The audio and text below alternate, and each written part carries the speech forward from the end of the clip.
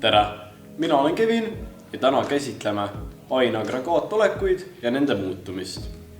Alustame tahkest ainest ehk tahkisest. Tahkises paiknevad aineosakesed korrapäraselt ja on omavahel tugevalt seotud ning tahkis säilitab kuju, näiteks jää või metallid. Järgmine agregaatolek on vedel. Vedelikes paiknevad aineosakesed hõredamalt kui tahkistes, kuid erinevalt tahkistest ei säilita vedelikud oma kuju ja nad on voolavad ja neil on kindel ruumala.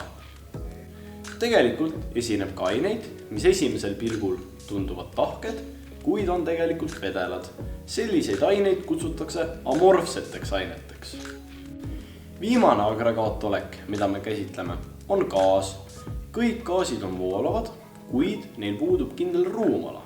Lisaks paiknevad gaasis aineosakesed väga hõredalt ja selle tõttu on gaasid kokku surutavad. Ained muutuvad pidevalt ühest agregaatolekust teise ja see ongi meie järgmine teema.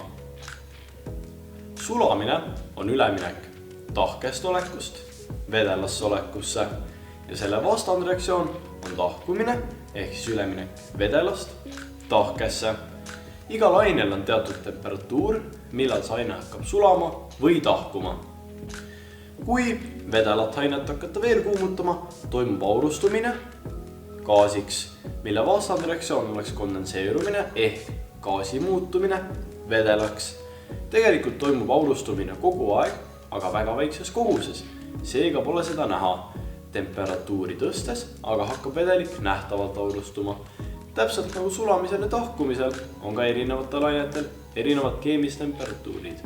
Näiteks vee keemistemperatuur on 100 kraadi Celsiuse skaalal. Tegelikult saab tahkaine muutuda kohe tahkest olekust gaasiks ja seda kutsutakse sublimeerumiseks.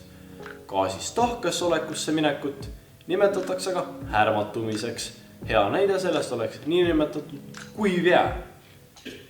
Nüüd näitame, kuidas leida vajalikku soojushulka selle jaoks, et aineagregaatolek muutuks.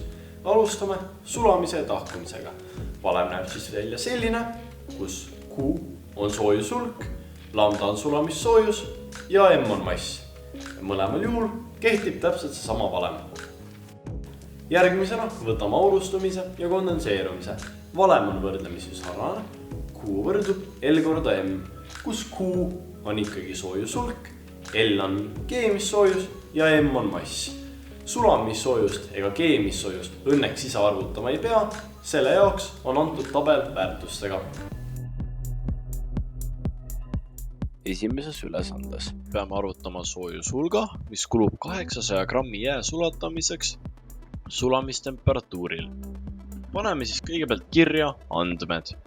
Tabelist saame, et vee sulamissoojus, mida me tähistame lambdaga, on 3,4 korda 10⁵ džauli kilogrammile ja vee mass on 800 grammi, mille teisendame 0,8 kilogrammiks, sest see on põhiühik. Nii, ja otsime soojushulka, mida tähistame suure Q tähega ja valem on meil, et Q võrdub lambda korda M. Ja kui me paneme valemisse suurused asemele, saame tehta, et Q võrdub 3,4 korda 10⁵ džauli kilogrammile korda 0,8 kilogrammi. Ja kui me kilogrammid ära taandame, saame vastuseks 272 000 džauli. Esimene ülesanne edukalt lahendatud, liigume teise ülesande juurde. Teises ülesandes on meie eesmärk arvutada, mitu kilogrammi keemistemperatuuril vett kees, kui selleks kulus 115 000 džauli energiat. Ja nii nagu eelmises ülesandes, paneme kõigepealt kirja andmed, mis meil antud on. Tabelist näeme, et vee keemissoojus, mida me tähistame suure L tähega, on 2,3 korda 10⁶ džauli kilogrammile ja soojushulk Q on 115 000 džauli. Ja otsime massi, mida tähistame väikse M tähega. Valem on meil üpris sarnane, Q võrdub L korda M, millest saame avaldada M-i väärtuse. M võrdub Q jagatud L.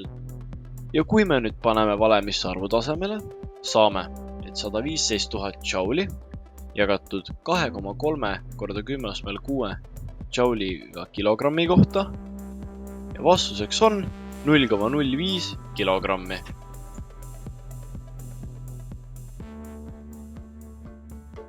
Ja sellega me tänaseks lõpetamegi. Kena päeva!